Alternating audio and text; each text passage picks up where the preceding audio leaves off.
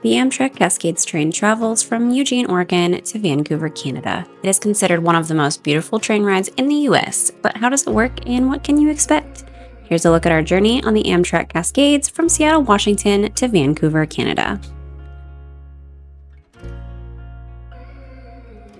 Our journey on the Amtrak Cascades began in King Street Station in Seattle. This train station is beautiful and there is plenty of seating. The train station has restrooms and vending machines, but the vending machines is the only food that you'll find here.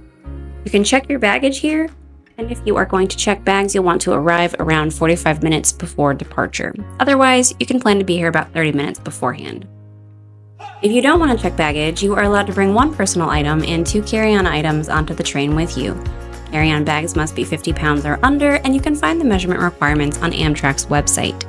For larger luggage, there is luggage racks. For smaller luggage, you can keep small bags at your feet, or you can put them in the overhead bins.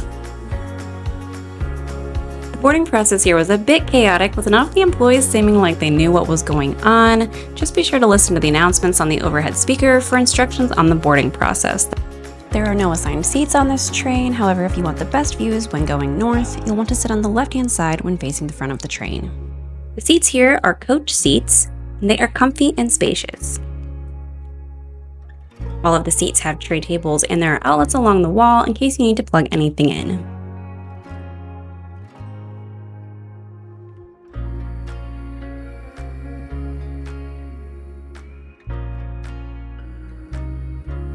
The route starts out in the city and makes plenty of stops along the way.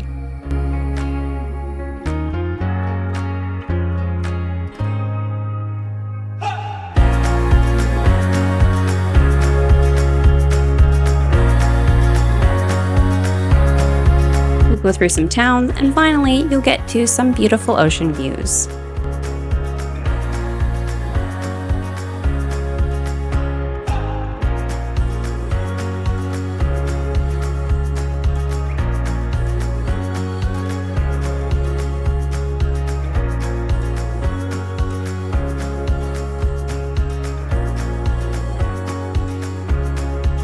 There is a food car on the train, and they'll announce when you are allowed to use it.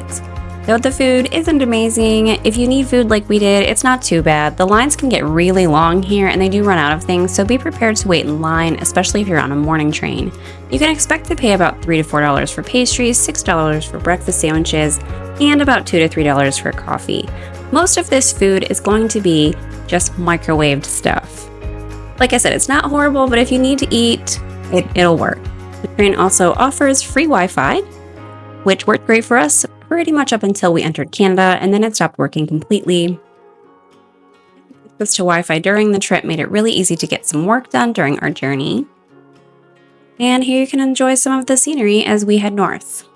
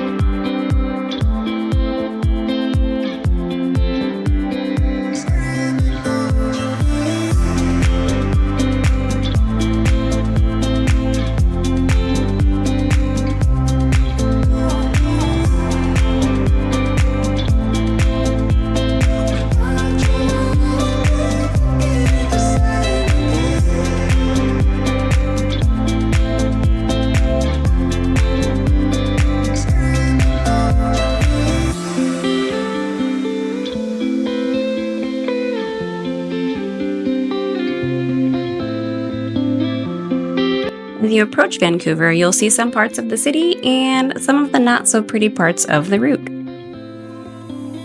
But that just means that you've made it to Vancouver. Vancouver is such a wonderful city. We have a whole video about how to spend a short amount of time in Vancouver if that's all you have, so feel free to check that out if you're looking for some ideas.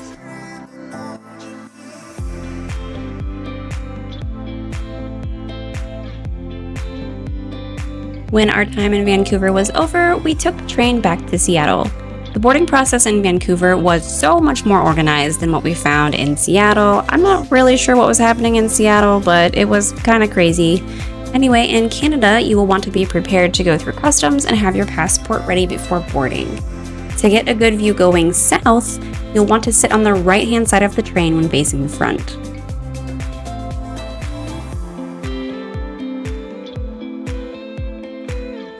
And the route is the same when you return as it was when you first arrived.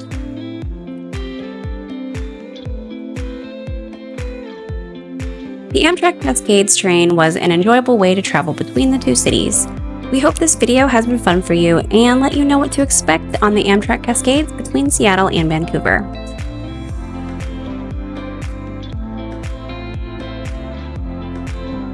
Thank you so much for watching, and we'll see you in the next video.